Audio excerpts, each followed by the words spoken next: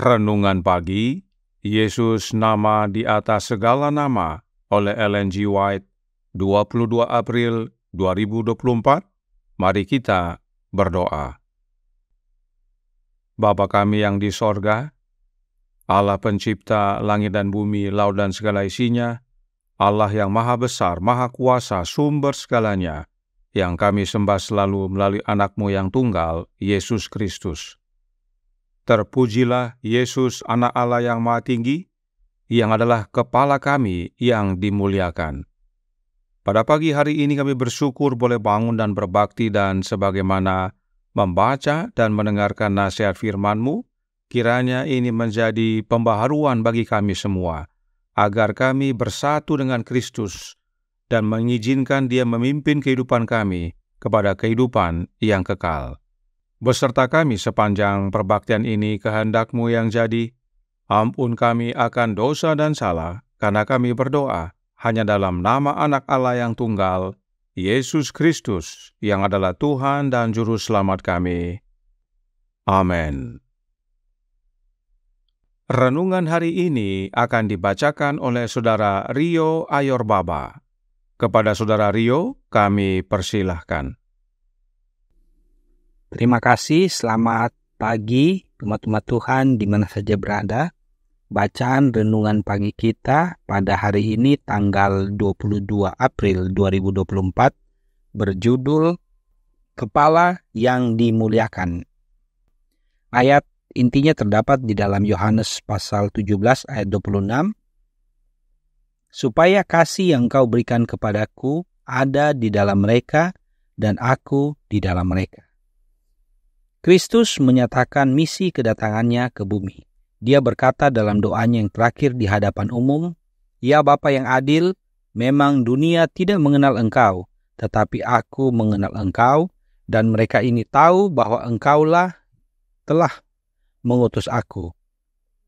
Dan aku telah menyatakan kepada mereka nama-Mu dan akan menyatakannya, supaya kasih yang Kau berikan kepadaku ada di dalam mereka, dan aku di dalam mereka." Yohanes 17 ayat 25 dan 26. Ketika Musa meminta Tuhan untuk menunjukkan kepadanya kemuliaannya, Tuhan berkata, "Aku akan melewatkan segenap kegemilanganku dari depanmu." Keluaran 33 ayat 19. Berjalanlah Tuhan lewat dari depannya dan berseru, "Tuhan, Tuhan, Allah penyayang dan pengasih, panjang sabar, berlimpah kasih-Nya dan setia-Nya, yang meneguhkan kasih setia-Nya kepada beribu-ribu orang, yang mengampuni kesalahan, pelanggaran, dan dosa, tetapi tidaklah sekali-kali membebaskan orang yang bersalah dari hukuman." Segeralah Musa berlutut ke tanah lalu sujud menyembah. Keluaran 34 ayat 6-8. Ketika kita mampu memahami karakter Allah seperti yang dilakukan Musa, maka kita pun akan segera bersujud dalam pemujaan dan pujian. Yesus merenungkan tidak kurang dari supaya kasih yang Kau berikan kepadaku, Yohanes 17 ayat 26, harus ada dalam hati anak-anaknya, agar mereka dapat menyebarkan pengetahuan tentang Allah kepada orang lain. Oh, betapa besarnya jaminan ini, bahwa kasih Allah akan tinggal di dalam hati setiap orang yang beriman kepadanya. Oh, keselamatan yang disediakan, karena Dia sanggup menyelamatkan sepenuhnya semua orang yang datang kepada Allah melalui Dia. Mereka yang mengambil bagian dalam penderitaannya di sini, dalam kehinaannya, menanggung demi namanya, mendapatkan kasih Allah yang dianugerahkan kepada mereka sebagaimana itu dianugerahkan pada anak Allah. Seseorang yang mengetahuinya berkata, "Sebab Bapa sendiri mengasihi kamu. Kasih ini adalah milik kita melalui iman kepada anak Allah. Oleh karena itu hubungan dengan Kristus berarti segalanya bagi kita. Kita harus menjadi satu dengan Dia sebagaimana Dia adalah satu dengan Bapa, dan kemudian kita dikasihi oleh Allah yang tak terbatas sebagai anggota tubuh Kristus, sebagai cabang-cabang dari pokok anggur yang hidup. Kita harus melekat pada pokoknya dan menerima makanan dari pokok anggur. Kristus adalah kepala kita yang dimuliakan. dan kasih ilahi yang mengalir dari hati Allah bersemayam di dalam Kristus dan diteruskan kepada mereka yang telah dipersatukan dengannya. Kasih ilahi yang memasuki jiwa, mengilhami jiwa dengan rasa syukur, membebaskannya dari kelemahan rohani, dari kesombongan, keangkuhan, dan keegoisan, dan dari semua hal yang dapat merusak karakter Kristen. Fundamental of Christian Education, halaman 177 sampai 179. Demikian bacaan renungan pagi. Tuhan Yesus memberkati. Terima kasih atas penata layanan Saudara Rio. Tuhan Yesus memberkati. Selamat pagi saudaraku dalam Tuhan. Jika Yesus adalah kepala, maka harus ada tubuhnya. Testimonies for the Church, volume 5, halaman 731, paragraf 1 berkata, kita adalah anggota tubuh mistiknya. Dialah kepala yang mengendalikan seluruh anggota tubuh. Yesus adalah kepala dari tubuh mistiknya sendiri. Apakah tubuh mistik Yesus tersebut? Thoughts from the Mount of Blessing, halaman 64, paragraf 2 menyatakan, di kemudian hari, Rasul Paulus dalam suratnya kepada orang-orang Kristen di Efesus menyatakan bahwa Tuhan telah menjadikan suami sebagai kepala istri, menjadi pelindungnya, pengikat rumah tangga yang mengikat anggota-anggota keluarga bersama-sama, sama seperti Kristus adalah kepala jemaat dan juru selamat tubuh mistik. Kristus adalah kepala jemaat. Kristus juga disebut sebagai kepala tubuh mistik. Maka, tubuh mistik tersebut adalah jemaat. Dan Yesus adalah juru selamat dari jemaat yang adalah tubuh mistiknya. Renungan hari ini berkata dalam Jesus Name Above All Names, halaman 122, paragraf 3. Kita harus menjadi satu dengan Dia sebagaimana Dia adalah satu dengan Bapa. Dan kemudian kita dikasihi oleh Allah yang tak terbatas sebagai anggota tubuh Kristus, sebagai cabang-cabang dari pokok anggur yang hidup. Anggota tubuh Yesus adalah sama dengan cabang-cabang dari pokok anggur yang hidup. Karenanya, Yesus sebagai kepala adalah sama dengan Yesus sebagai pokok anggur yang hidup. Artinya, kita hidup karena Yesus. Kita menerima hidup yang dari Yesus. Renungan hari ini lanjutkan dalam paragraf yang sama yang berkata, kita harus melekat pada pokoknya dan menerima makanan dari pokok anggur. Kristus adalah kepala kita yang dimuliakan, dan kasih ilahi yang mengalir dari hati Allah bersemayam di dalam Kristus dan diteruskan kepada mereka yang telah dipersatukan dengannya. Kita menerima makanan dari Yesus, artinya untuk dapat hidup, kita harus bersatu dengan Yesus.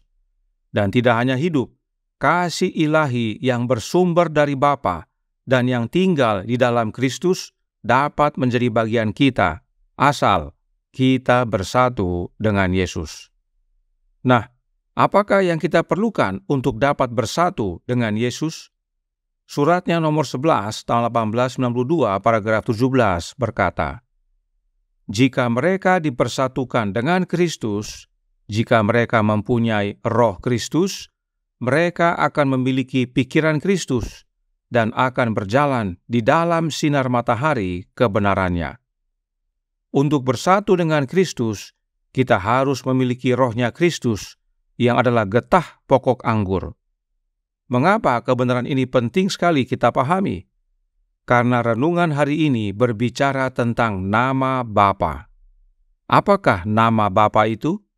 Ingat kembali kutipan berikut ini dalam Signs of the Times tanggal 27 Juni tahun 1895 paragraf 6. Yesus berkata, aku telah memberitahukan namamu kepada mereka, dan aku akan memberitahukannya. Dia telah menyatakan karakter Bapa kepada dunia. Di zaman sekarang ini ada umat-umat Allah yang senang menyebutkan nama Allah dalam bahasa Ibrani. Bagi mereka, menyebutkan nama Allah dalam bahasa Ibrani terasa lebih kudus. tapi bukan itu yang Yesus maksudkan. Orang Yahudi tidak perlu diajarin untuk menyebutkan nama Allah dalam bahasa Ibrani. Mereka sudah tahu dan bahkan mereka tidak berani menyebutkan Yahweh. Gantinya, mereka menyebut Adonai atau Hashem. Jadi, yang Yesus beritahukan bukan nama Allah dalam bahasa Ibrani, tetapi karakter Bapa. Sebab itulah makna nama yang sebenarnya. Dalam Alkitab, nama itu bermakna karakter. Tidak ada gunanya kita fasih menyebutkan nama Allah dalam bahasa Ibrani, tetapi karakternya tidak ada dalam hidup kita. Nama Bapa tidak perlu kita sebut. Malaikat saja menutup wajah mereka saat menyebutkan nama Bapa. Jika karakter kita sudah serupa dengan karakter Bapa, itulah penyebutan nama Bapa yang sempurna. Dan kita semua sudah belajar bahwa Bapa dan Anak satu dalam karakter. Karenanya, suratnya nomor 25 tahun 1882, paragraf 20 berkata, Roh Kristus yang ada di dalam hati akan terungkap dalam karakter, akan mengembangkan kualitas dan kuasa yang mulia. Cukuplah kasih karuniaku, kata Kristus. 2 Korintus 12 ayat 9. Inilah pentingnya kita bersatu dengan Kristus, yaitu oleh menerima Roh-Nya. Maka karakter Kristus menjadi bagian kita. Dan bila mana karakter Kristus menjadi bagian kita, itu sama dengan memiliki karakter Bapa. Sehingga kita sebagai anggota tubuh mistik Yesus, ranting-ranting dari pokok anggur yang hidup, menyatakan karakter dari kepala yang dimuliakan, supaya kasih yang Bapa berikan kepada Anaknya ada di dalam kita dan Kristus di dalam kita. Kiranya pekabaran kebenaran ini menjadi pembaharuan bagi kita semua, menjadikan Yesus kepala kita dan menerima Roh-Nya, agar nama Bapa, yaitu karakternya Bapa, nyata dalam hidup kita. Tuhan memberkati, saya bawa dalam nama Yesus. Amin. Mari kita berdoa.